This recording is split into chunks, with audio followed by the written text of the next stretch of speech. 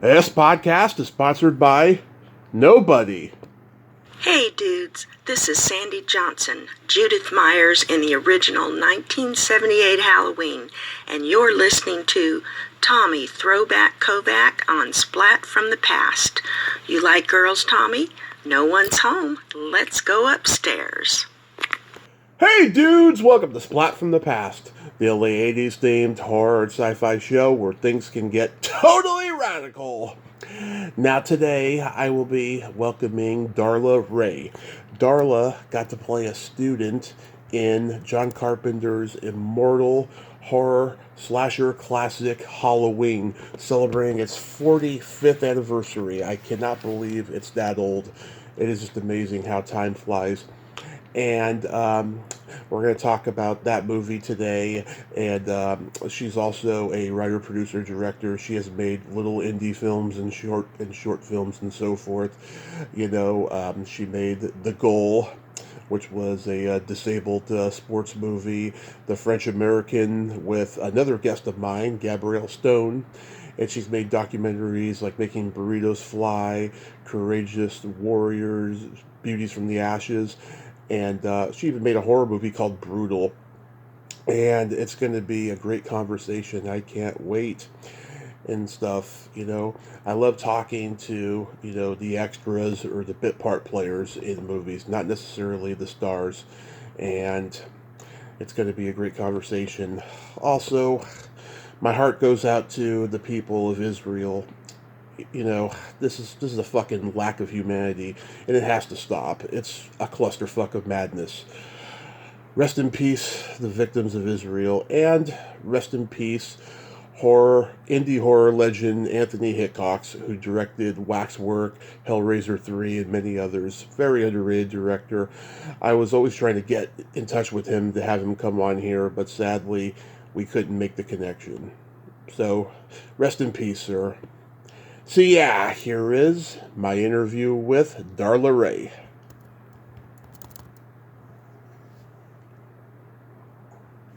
Hello. Hey Darla, welcome to the show. How are you today? I'm doing great. I'm freaking awesome. How are you? Yeah, this is such a great honor. Thank you so much for taking the time today. Oh, I'm excited. It's interesting because I have, every year around this time I get a lot of requests, and I've kind of, people want me to sign autographs, and I try to explain, look, I was not a big deal in Halloween, but, Yeah. But it did launch where I'm at now, so, I'm grateful. Yeah. So going back in time, I was reading that you started acting at the age of 8. What sparked that? Like, what made you gravitate toward acting? Well, it was really interesting because I was enamored with TV and movies and even like variety shows and things like that. Mm-hmm. And, my family did not come from that background, although years later I found out my maternal grandmother was an actress and had been on a show called The John Acton Show, where she played a character named Birdie, Mm-hmm. and she was on that show with, I can't even remember his name now. Dang it. Ronnie, they called him something else, but, I'll think of it in a minute. Okay. Anyhow, that's a terrible story that I just blanked on it. Sorry. I'll think about it. Christopher Walken. Oh, okay, Christopher Walken, yeah. But they called him Ronnie Walken because he was a little kid. And so, people say, oh, you were kind of slated towards that. I don't know if that has anything to do with it, but I was totally enamored with dressing up for Halloween. We loved to dress up, even when we, had those crazy plastic masks way back then, Mm-hmm. those kinds of things. So I just, I did a little skit at school. I didn't have any speaking parts, but I just loved the whole concept and idea. And I just really gravitated toward that, Yeah. And what happened is when I was about 13, 12, 13. Mm-hmm. You know, we only had one TV in our house, so I got a little black and white TV, and my brothers got a little black and white TV, and we went to our own little cubby holes in our bedroom, and they watched their stuff. And I realized in watching TV shows that back then, at the very end of the credits, it'd say, if you'd like to come to our show, write for tickets at, you know, CBS Studios, blah, blah, blah. Yeah. So I started writing for tickets, and lo and behold, I got tickets. And my mom would drive me into L.A. from Azusa, California. Mm-hmm. And after that, it was all over because I got to see how things went together. Loved it. Loved every minute of it. So Mary Michael is your grandmother? Yeah. Yeah, I remember her from In Like Flint, How Sweet It Is, Yep. the St. Valentine's Day Massacre, the Batman movie. Wow. Yep. Yeah. Did she encourage you to do acting as well? No, actually, I mean, we had no relationship, you know. I did not meet her until I was like 20 years old, and sadly, she was dying at the time. Oh. So I never got to have a relationship with her, but all of this other history kept getting thrown at me, and I was like, I need to go look at this, you know? Yeah. So that was kind of cool. It's a cool trivia question, anyhow. Yeah, it is. So you got involved in school plays and community theater and all that? Yep. I started, you know, I had a teacher, an English teacher in 7th grade, and she had us read a script one day in class, and we didn't realize that we were auditioning.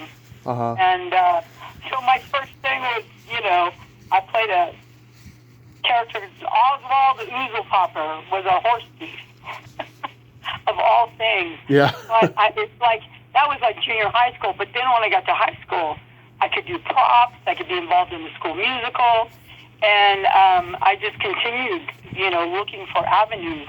And I would go at least once or twice a month, drive into L.A. down there on Melrose and all that down there where CBS is. Yeah. And it used to be the farmer's market back then. Now it's the Grove, you know.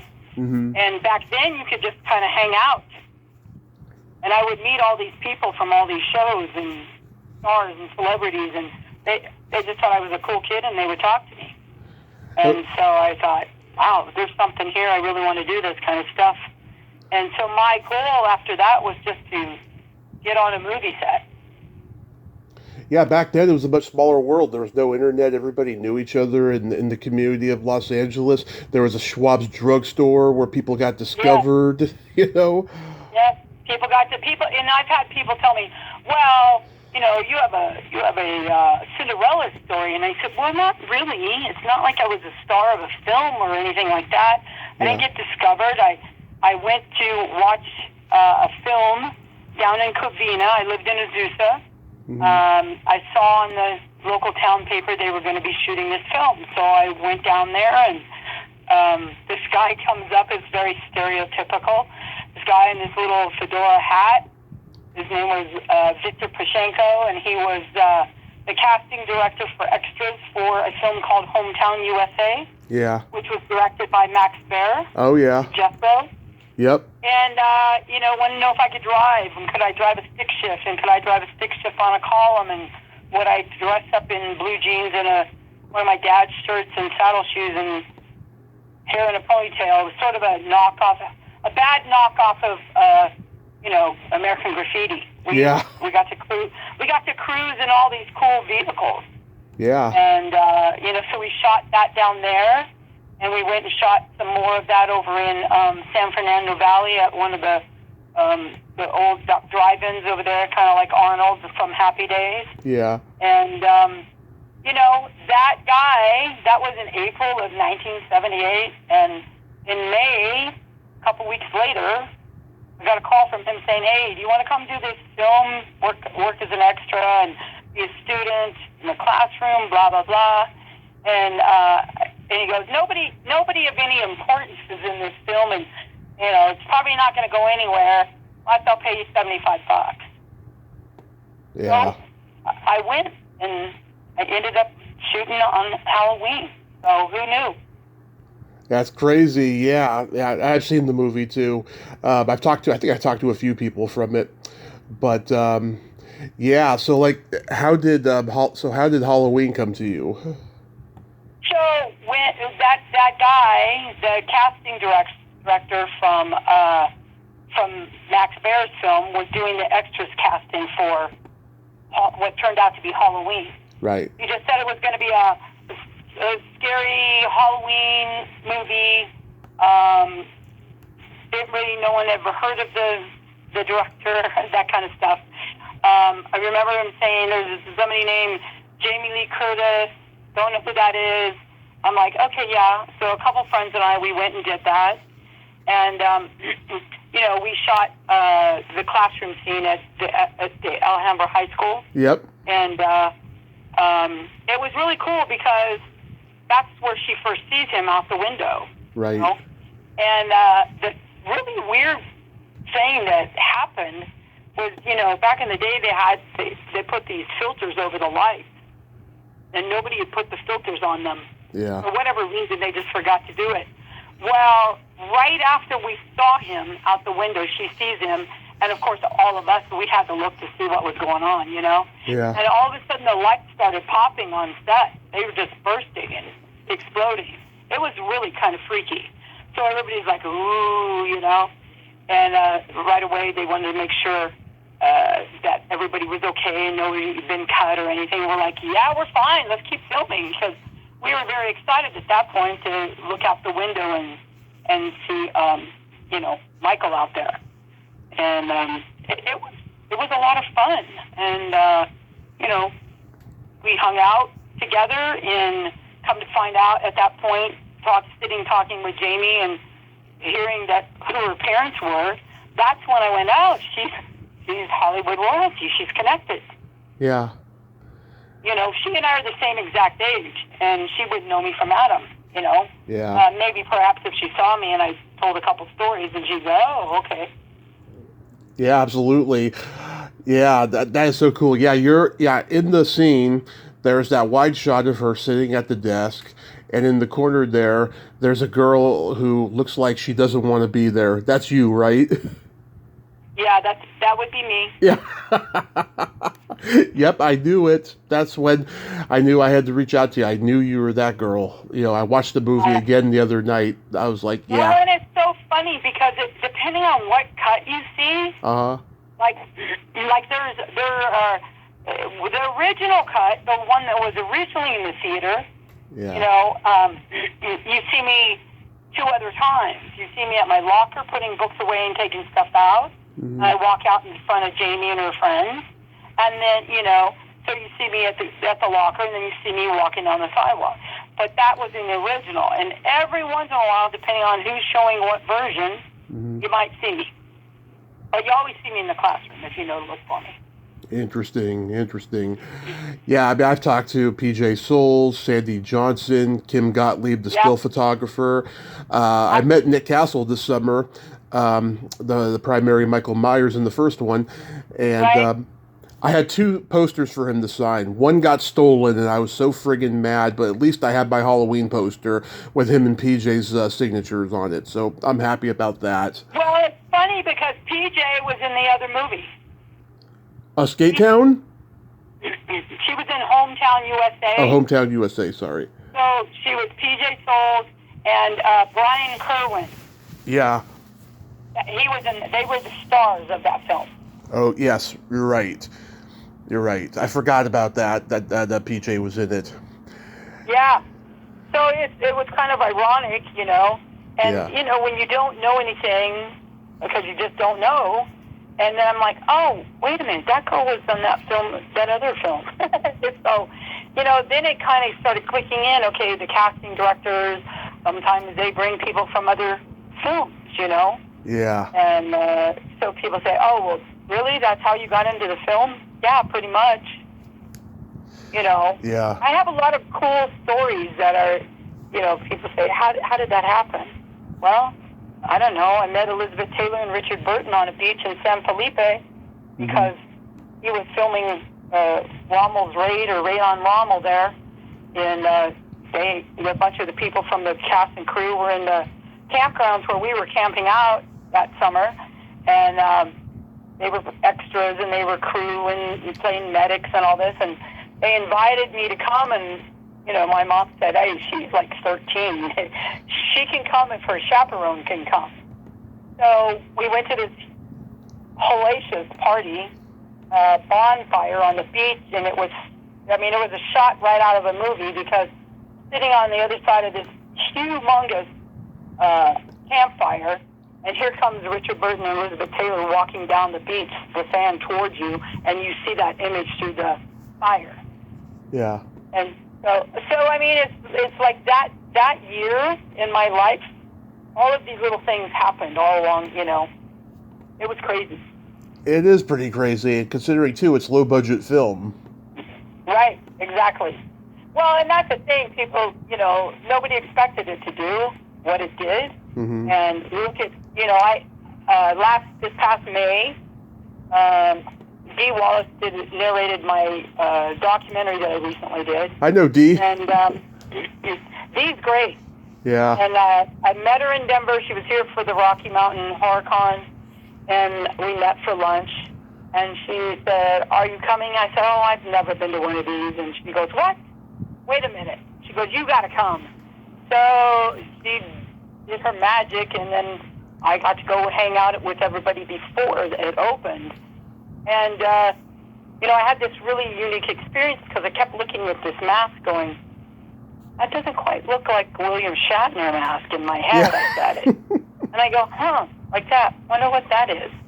And this guy says, well, it's from Rob Zombie's films. You must be thinking of John Carpenter. So I go, well, yeah, because I was there. I guess that's why. And then he was like, what? Well, tell. Let's talk about stories, Yeah. And it's really always interesting, isn't it? How it is an opening for dialogue all the time. Mm-hmm. I don't care who you're talking with. It Yeah. could be somebody that's not even, if they're not a horror fan, they don't even know much about it, but they're intrigued by it. And the fans of that genre are just crazy. They're crazy in love with that Yeah. fanfare stuff. Do you have any memories of Deborah Hill? I mean, she was on set, but Yeah.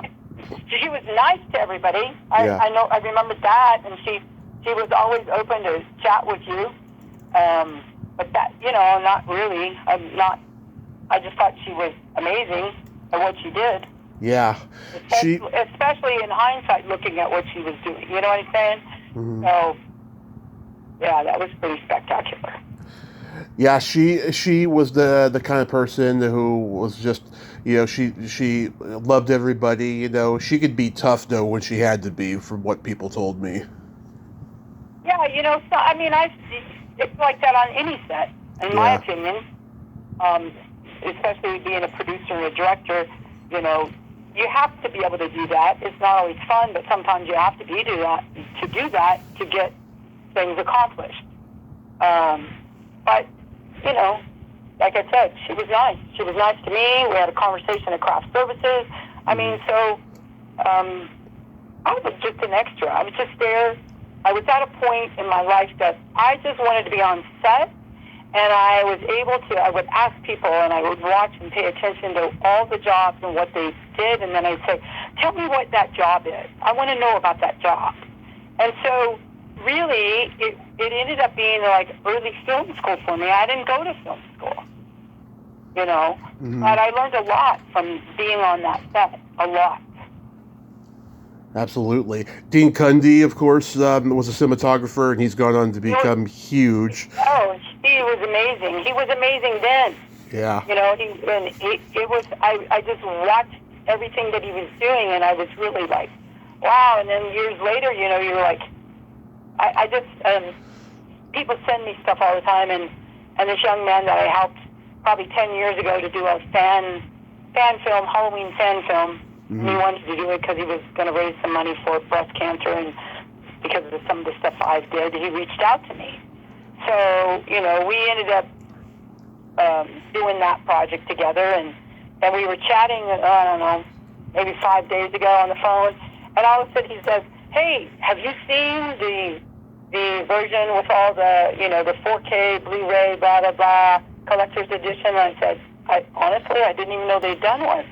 And I came home a couple nights ago, under my back gate, here's something. He sent me a package overnight from Amazon, and I've been reading it, and I'm like, oh, I have to sit down and have time, because just to see all these and hear these interviews with Dean, and I think Nick is even on there, and Jamie Lee and John Carpenter. Yeah. So I'm excited to see what they've done with it, with the whole remastering of it and all that kind of stuff. Absolutely. Yeah, I mean, God, the legacy is continuing. That's all I can say. I was 12 when I first saw Halloween. The one that came out in 1995, I think it was Resurrection or H2O, one of the two, came out. All the kids at school were talking about it, and they were saying Michael Myers, and I was thinking of Mike Myers from Saturday Night Live, and I was like, what? Mike Myers killed somebody? What? It was funny. Oh my gosh, that's pretty funny. Yeah, and I think a lot of kids of my generation discovered it that exact same way as well. But yeah, that's how I first became aware of the Halloween movies and stuff. And Carpenter was always my guy in terms of horror. I loved The Fog and Christine and all the other movies. Oh, Christine was great. You know, they were we went over to watch. They were shooting some scenes for Christine in Irwindale, right near, Azusa, where I grew up. It was kind of a rundown lot area, garage of some sort. So I remember going over there and going, oh, that's like a cool car. Like, we just showed up. We heard they were filming, and a bunch of us that had been in Halloween, had worked on Halloween, just showed up, and we hung out for a little while, and it was kind of cool. John was always, as long as you weren't in the way, he just left us alone, Yeah. So that we could watch what was going on. It was really cool.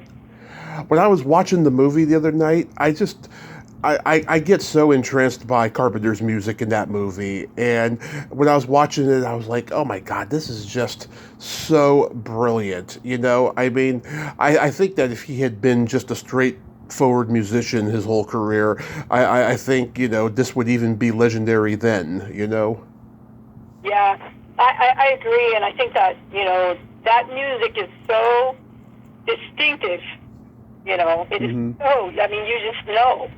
The minute I'm like, oh, that's it. Like, don't your ears perk up if you hear it?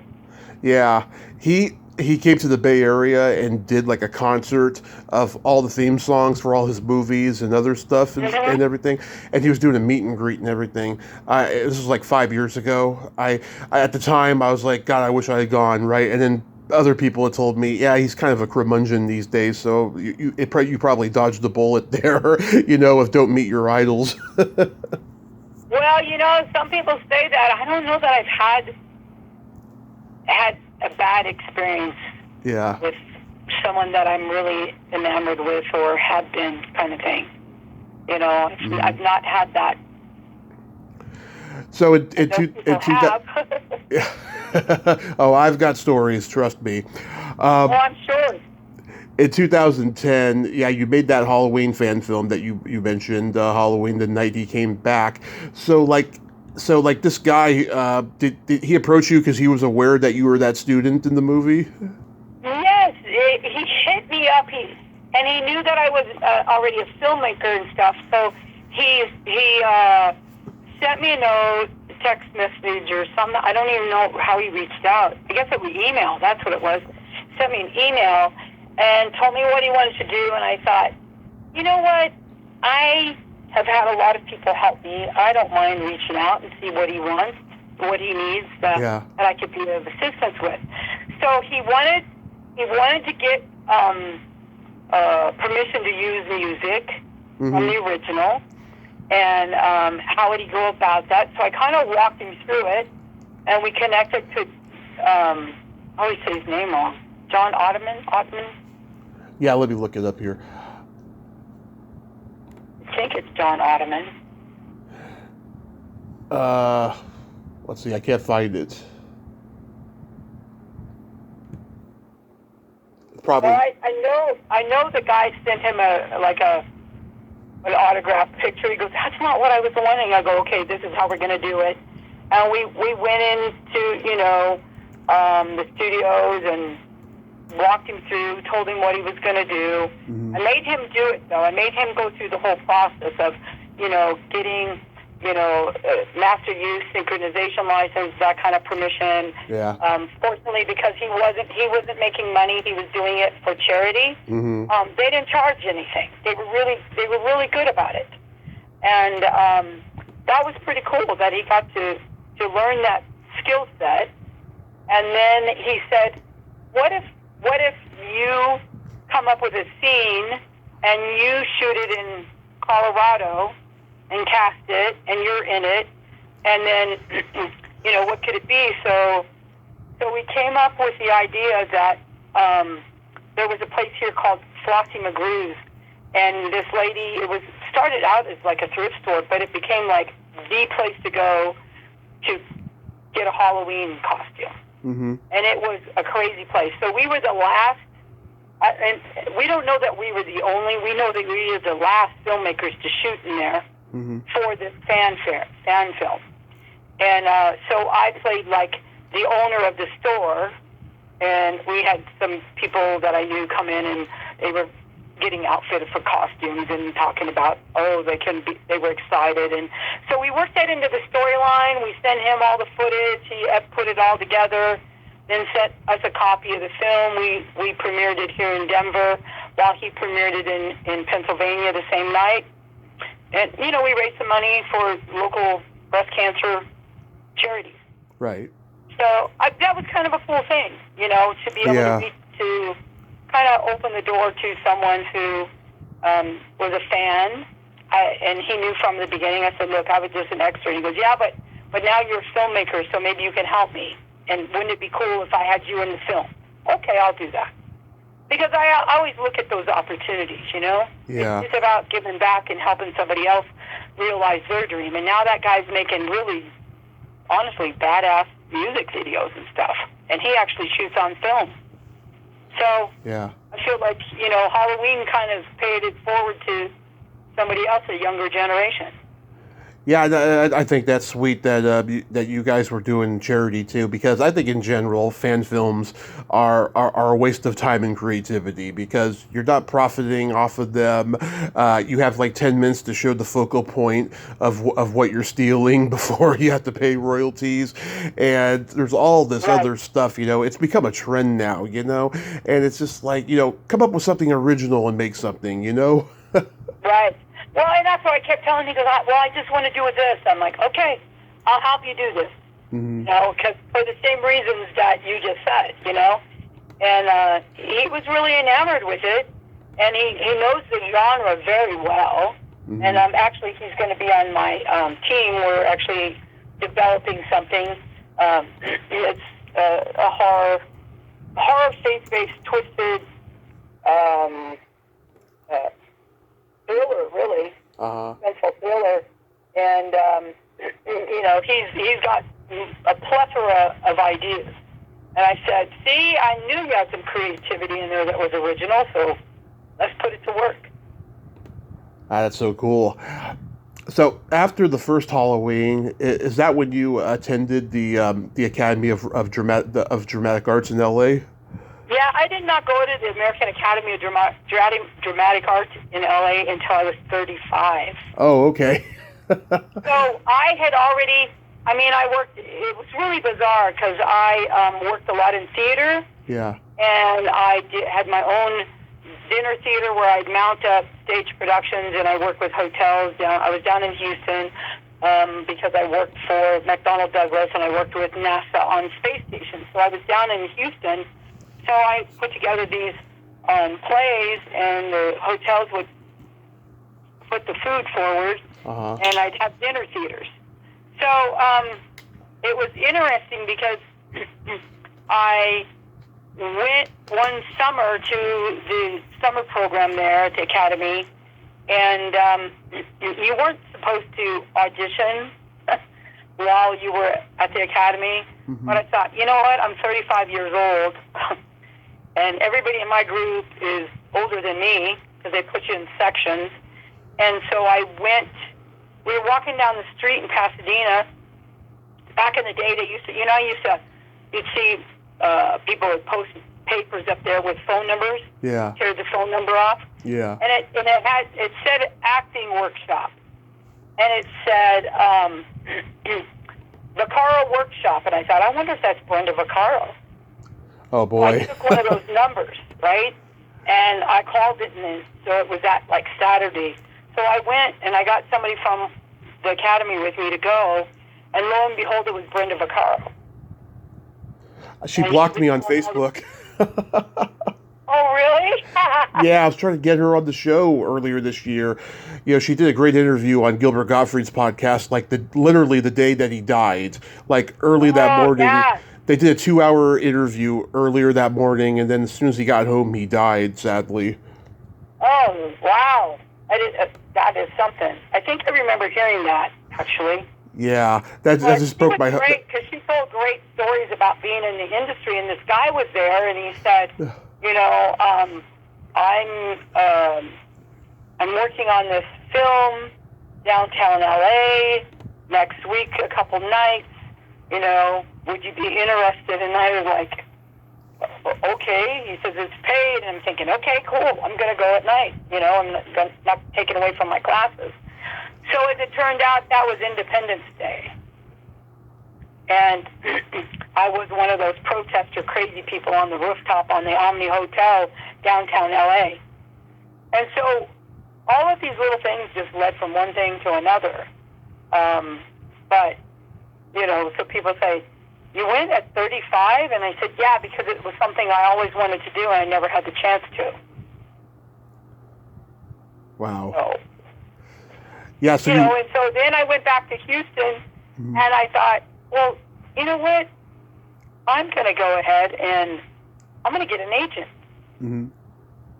So I contacted this agency in Houston, and it was actually Dennis Quaid's mom.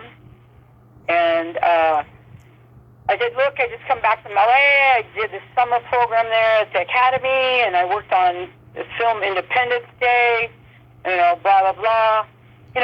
I've done some stuff. I've been doing theater and things like that. And, they were like, okay, yeah, we'll rep you. And the next thing I know, I went to a friend's little theater, and Joanna Bolden, who's a pretty good sized casting director, was out of Austin at that point. And they were shooting Powder. They were going to make Powder. Oh, God. So I worked on Powder, but this is weird because I worked on Powder when I was at the Academy. So I had gone to LA, and I come back, I went back, and I'm walking down the streets of Pasadena, and these people come to me and say, hey, would you like to come see a free movie? We'd like to have your opinion on it. You can rate it afterwards. Mm-hmm. And I walk into the theater with my best friend, and here is Victor Salva, Yes. the director of Powder. And he goes, Mrs. Kubler, because that was my character name. And he goes, you're not going to like me. And I go, oh, is this the film I worked on? He goes, yes, but we cut your whole scene. I go, gosh, was I that bad? And he goes, Yeah. no, my film was too long. And I said, you're kidding me. So, but I still worked on the film, had a great time, met some great people, worked with Mary Steenburgen, all of that stuff. And, how I booked that film had nothing to do with an agent. I was at somebody's acting workshop, and Joe Edna was there. I was just watching. I wasn't even there to participate. And she said, why don't you read this scene? And that's how I ended up getting contacted for Powder. She liked me. She showed my headshot and resume to Victor Salva. I didn't even audition for Powder. So, were you aware that he was on a sex offender list? I did not. Let me tell you something. No, I did not know that. When I became aware of that was after I made my first film, The Goal. Uh-huh. I directed. I was at the Temecula International Film Festival, Mary Steenburgen was getting a Lifetime Achievement Award. We chatted a bit, and she said, you know, it was really horrible what happened when the movie came out, and blah, blah, blah. And I go, yeah, that's when I became aware of that he was on the list. I did not know that. And we discussed it, you know, from the standpoint of, you know, he went to prison. He did his time. And, you know, we just talked about our some of the things that had happened on set, that nothing bad. Mm-hmm. It was just more or less how kind she had been to me. I mean, it was 112 when we were shooting that film in Houston. And, you know, you're inside, no AC with the lights, and it's already 112, and you're wardrobed in winter attire, and I was dying, and she's like, take that damn sweater off. They can wait for you after to put that sweater on to get back in the scene. And she was just very, very kind and generous with her time. Yeah. And so, you know, that's when I became aware of it. And people have asked me that question all the time. They ask me that. Well, do you talk to him? I haven't seen him since I saw him in Pasadena, California, at a free screening where he was trying to get feedback on his film. Yeah, I mean, I've heard both sides of the argument, you know, and they both sound valid. I mean, it's either or. I don't know if we'll ever know the truth, you know, about that whole situation. It's just like the Woody Allen thing. But yeah, I mean, it just gives me willies just to think about it, you know. Well, yeah, when I found that out, I was like, ooh, was I part of something that I didn't know I was part of? Yeah. But, you know, you just, you know, like you said, you'll never know. Which side of the coin is it going to fall? Where is it going to fall? Yeah, God. Any memories of working on Independence Day? Yeah, it was extremely windy, and it was really freaky up there on top of the Omni Hotel. And the safety guy was very attentive to make sure that you didn't go past a certain boundary area because the wind, it was pretty windy. It was pretty freaky. And, you know, I remember thinking, oh my God, it's so windy and these helicopters are trying to fly.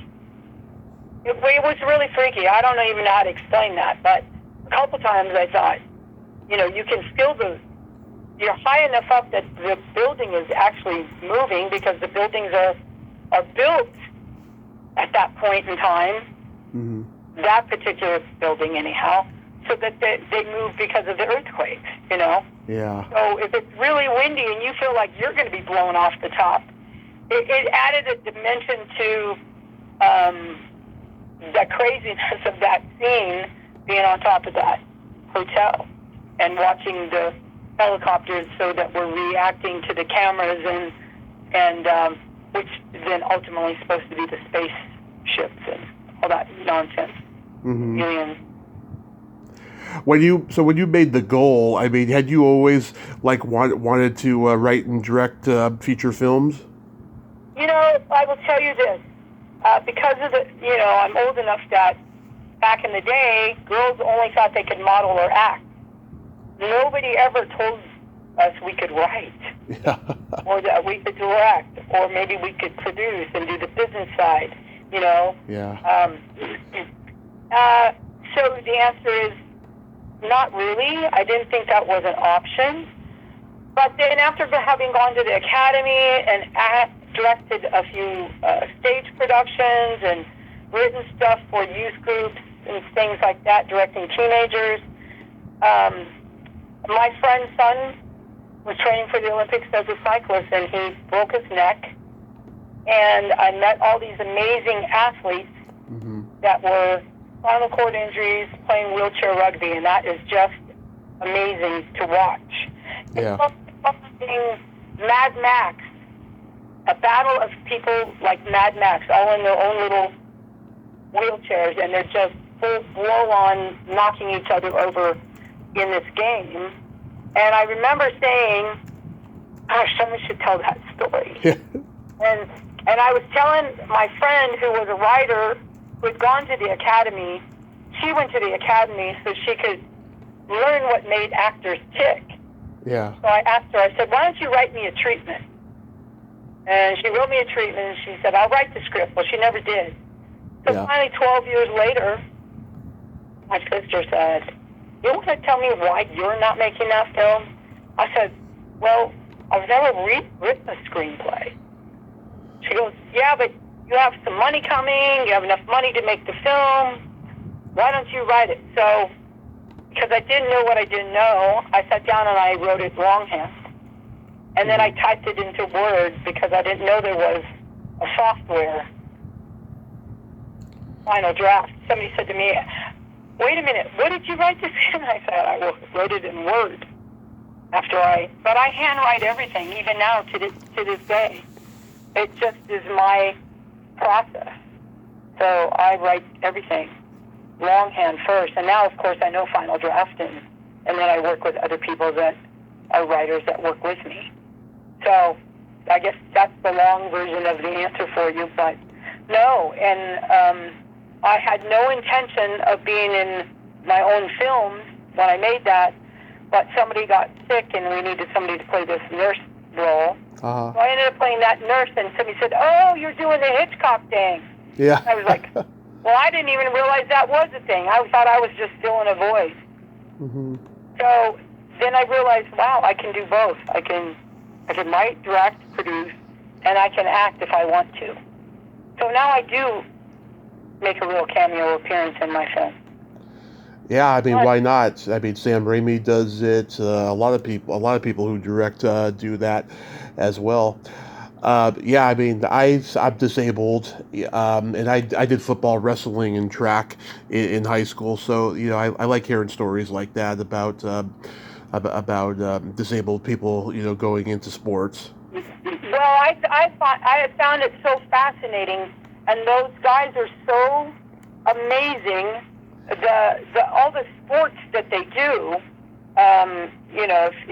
If you've never seen it, you should see that sport. I mean, in person. If you get a chance, go watch it in person. It's badass. It Yeah. really is. And the best thing those guys did for me Uh-huh. is they made me get in the wheelchair and play the game with them. And I was a little reluctant because I'm thinking, oh my gosh, I don't want to hit them too hard. First of all, it's really hard to control the chair. You have to get that down before you could even play the game. And having been an athlete in high school, I'm very competitive. Right. And I was like, oh, okay, but I don't want to hit them too hard. And they're like, what do we have to lose? Our neck's already been broken. Just hit us. And it was quite an experience. And I always look back and think of all the things that I've had the opportunity to do because I do film. And the people I meet are incredible. Like I got to meet you. That's amazing. Oh, thank you. And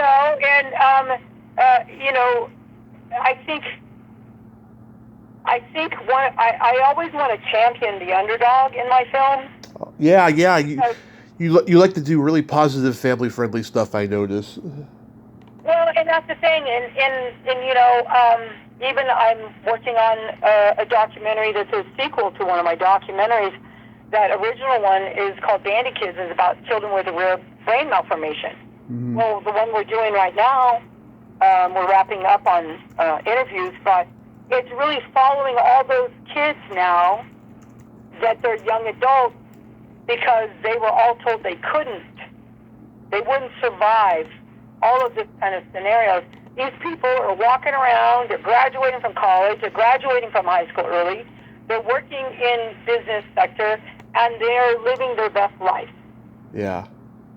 So, from that standpoint, I mean, it's that I just feel really compelled to do that.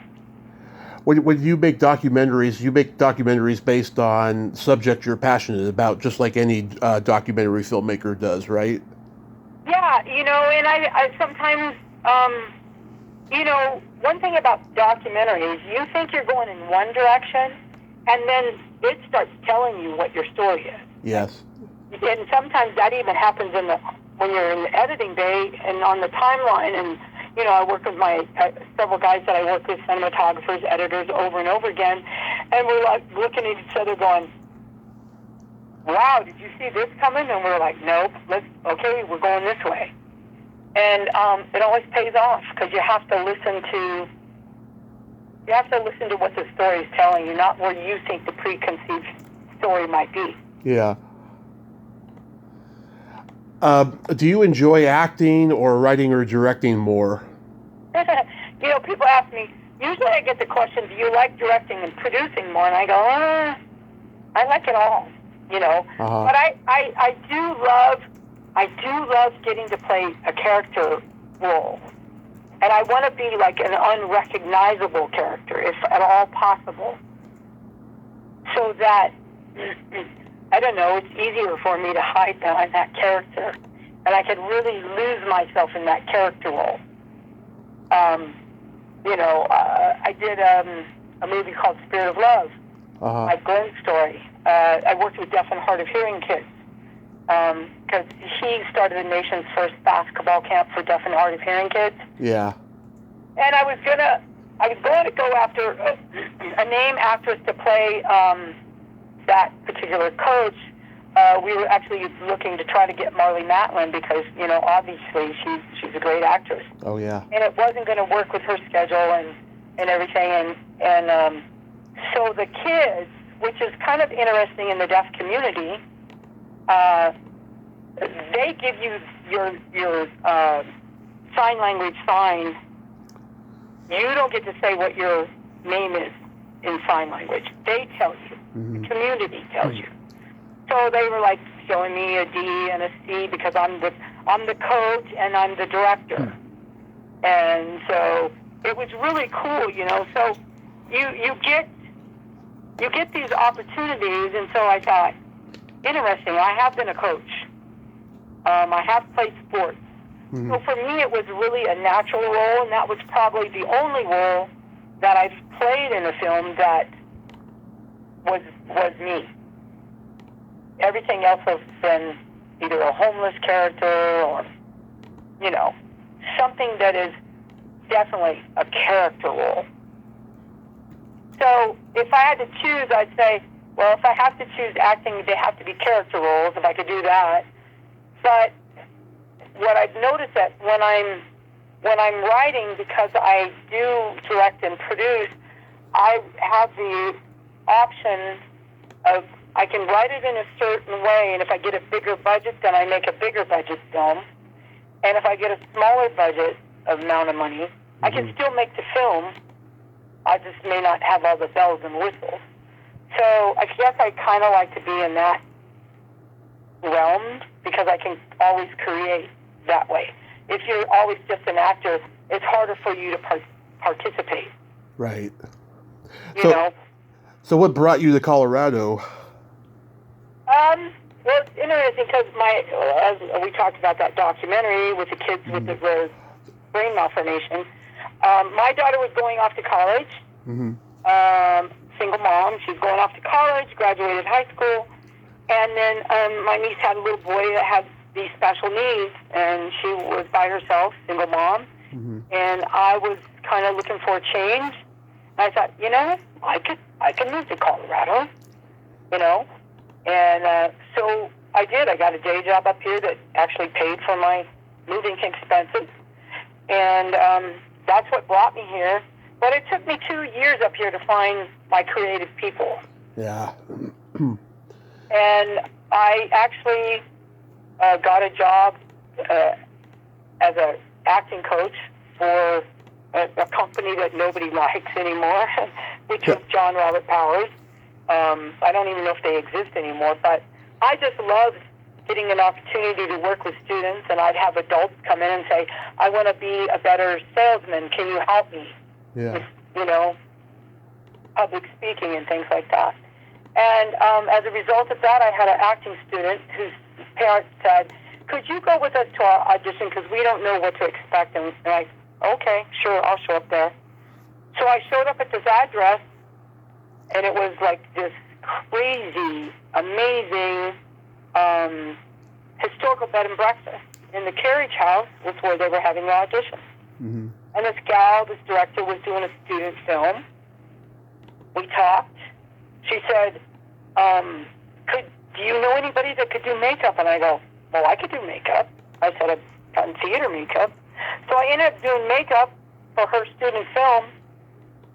And then I met these guys, and those guys were a script consultant and cinematographer on The Goal, on my first film. Mm-hmm. So, it kind of full circled back, you know what I'm saying? It was like, I guess I was meant to come here. Yeah. Because that started me actually making my own film. Oh, yeah, there's an actress I'm friends with who lives out there, Tracy Schaefer. She was in Animal House and Trading Places, and she sells real estate primarily out there, but she still does the occasional theater show, and I think she has a one-woman show, too. I know of her. I've not seen her show, but I've heard people talk about her show. Yeah, she's awesome. One of my favorite people. That's awesome. There's always these little connections wherever you go. Always. It took me years to realize that. I mean, in my hometown of San Mateo, everybody was up in everybody's business, and news traveled fast. And yeah, that's a great area. I know, and it took me years to realize it travels fast everywhere. That's for sure. It sure does. So I know we're in the middle of the strike and everything, but is there anything you're working on besides what you mentioned before? Well, yeah, I have a feature film that it's a narrative. It's called Section B. It's really based on my experience of going to the American Academy. Uh-huh. And because we were all put in sections. And, we've pitched it to some people. Cyndi Lauper's been attached for a while. We were going to shoot it with Billy Fraker. And, a lot of people know the name, but they don't recognize why they know the name. And I can tell you who he is. I know you do. He shot Tombstone, Rosemary's Baby. One Flew Over the Cuckoo's Nest. He directed that horrible Lone Ranger movie. Yeah. But you know what? I got to tell you, I met him because he and I had a mutual friend. Uh-huh. And I met him at Dan Tana's in, what is it, Santa Monica, LA? I'm not sure of the address. But it was on a Monday night. Monday Night Football was playing, and he'd read Section B. My friend asked him if he would take a look at it, and he said, I will shoot this film for you. I'd love it. And we were working on getting funding, and his cancer came back, and we lost him, unfortunately. But I got to tell you, that man taught me more on 3 or 4 times sitting with him at a bar while he was drinking scotch, watching Monday Night Football, and he taught me things that I would never have known because I didn't go to film school. And so those things that he taught me, hey, you should frame a shot this way if you get an opportunity. And then he gave me the whole story about Polanski and the keyhole shot and how he thought he was crazy. And then he realized during dailies that he was a genius, Mm-hmm. And he said, so take a look at that and take a look at this scene in this movie that I did and this. And then let's talk about it next time we talk, Mm-hmm. So what a blessing that I had those short moments with him because it made me a better filmmaker. I don't know everything. I don't think anybody does. But the beauty, like he said to me, he goes, and don't get hung up on what the rules are because somebody made those rules to be broken. So if you come up with a crazy idea, try it.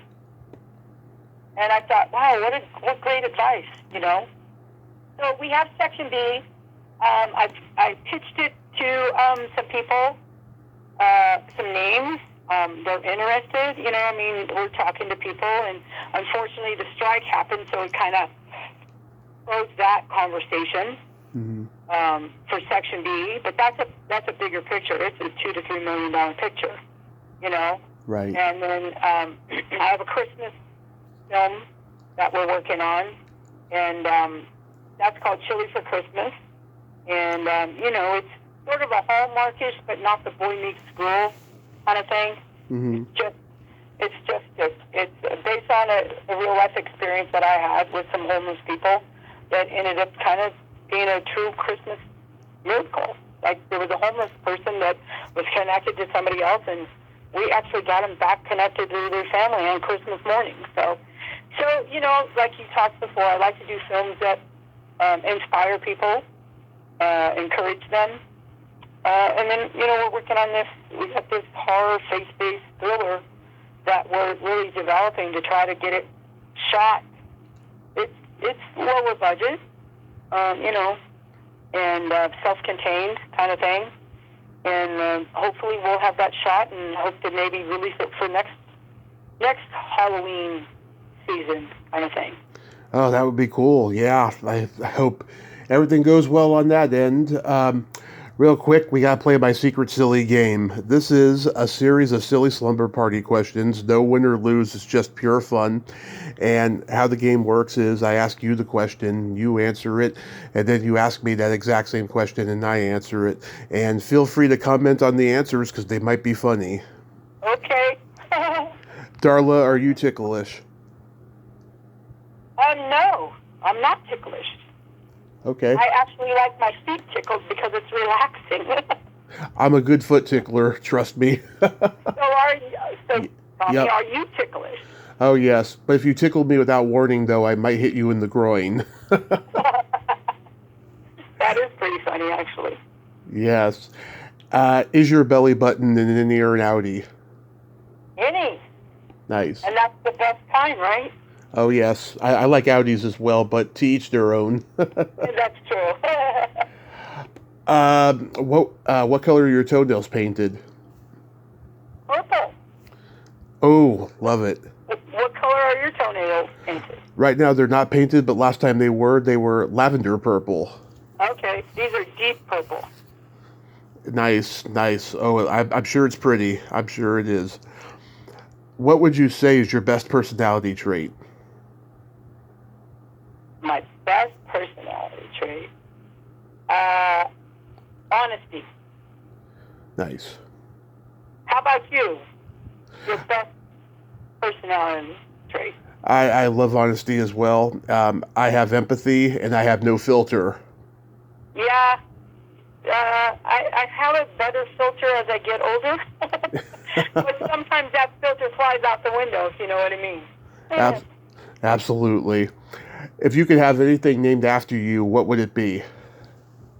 Oh, that's easy. A theater at my high school. Oh, nice. Love it. How about you? A vibrator. A vibrator? Yes. The Tommy Chatsy. Oh my gosh, that is pretty funny. I didn't see that one coming. Yeah, neither did she. Or he, whoever my pleasure, gives pleasure to. And then my favorite question, is there a stinky smell that just makes you gag? Ooh. Well, my ex-husband's feet. Yeah. And that's not why he's my ex-husband, but he did have that poor man has to wash his feet and change his socks like 4 times a day. Oh my God. They were pretty bad. And I can't even, it was like a putrid thing, like, Did How you, about you? Either farts or feet? Feet, yeah. But did you Couldn't be bad, but his feet took the cake, man, let me tell you. did you go into that marriage knowing that, or was it something that built up over time? Oh, no, that was a surprise. I did not know that. Wow. Oh, that is the worst. I mean, it really, made your eyes, onions made your eyes cry. That was nothing compared to his feet. That's good. And we're very good. We're on very good friendly terms, okay? Well, you got to. We laugh about that all the time. Well, you got to, especially if you have a kid, Yeah, exactly. I have a joke for you. Okay. What do you call a boy that doesn't masturbate? Frustrated? A liar. Oh, yes. There you go. Darla, thank you so much for coming on today, and I hope you get that project done and keep making all these amazing projects, and I hope you have a happy holiday season, have a great rest of your day, and be safe out there. My pleasure. Thank you so much, Tommy, for the opportunity. I greatly appreciate it. You have a great day. Thank you. You too. Take care. Bye-bye. Bye-bye. Well, there you have it. Darla Rae, ain't she a sweetheart? Oh my God, what a great lady. I loved her voice. She kind of has like an Irish accent there, tough Irish girl accent. I really loved talking to her. She was awesome. And go watch Halloween. It still holds up as one of the greatest slasher movies of all time. Well, until next time, this is Tommy Throwback Kovac saying there's no shame in living in the past because the present sucks. Later, dudes!